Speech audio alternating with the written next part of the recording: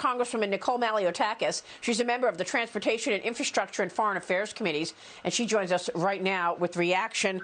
Congresswoman, it's good to see you. Thanks very much for being here. What do you make of this? It's completely outrageous. What kind of sick person puts a community center for heroin addicts to go and shoot up, giving them, free needles to do so, right next to a children's organization and on a block where there are 5 schools surrounding this? By my count, at least 5 schools that are in a 2-block radius of this center. This is a mayor who is continuously defying the laws of our land, whether it be a sanctuary city status, whether it be releasing criminals back onto the street. And now he wants to violate the Controlled Substances Act, which I wrote to the Department of Justice last week, asking the Attorney General to step in. In 2018, President Trump's DOJ gave me a commitment that if the mayor proceeded, they would intervene. And that is exactly what Merrick Garland needs to do here, because of violation of federal law, up to 20 years in jail, $2 million in fines. And the mayor is just out of control here, leaving us with this type of parting gift on his way out the door. Yeah, I don't understand why this would be the answer. We've had 100,000 overdoses because of fentanyl coming into this country. This administration is doing nothing about the fentanyl. So New York's answer is to help these drug addicts shoot up across the street from a daycare center? It's outrageous.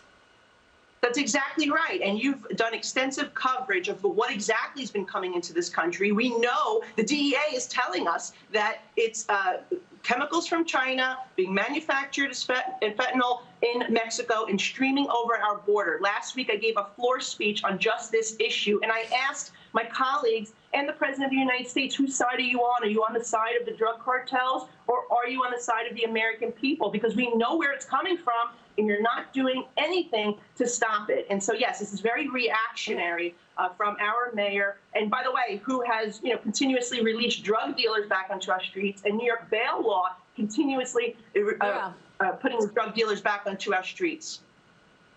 Well, what about your colleague, Alexandria Ocasio-Cortez, now questioning whether or not these organized retail crime situations are actually happening? She told the Washington Times a lot of these allegations of organized retail theft are not actually panning out. We're looking at the video of what's going on in San Francisco and in L.A.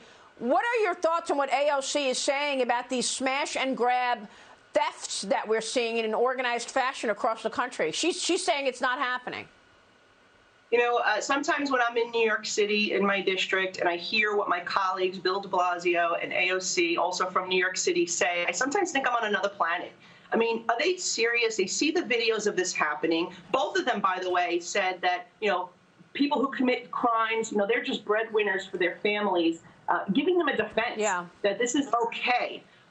Look, it's the bail laws, it's the defunding the police movement, it's all of that. And that is why, I go to Washington, I send that message that we can't do what we've done in New York in Washington. We shouldn't be doing what has taken place in California either. Clearly, those policies are not working. We need to support our law enforcement. We need real law and order.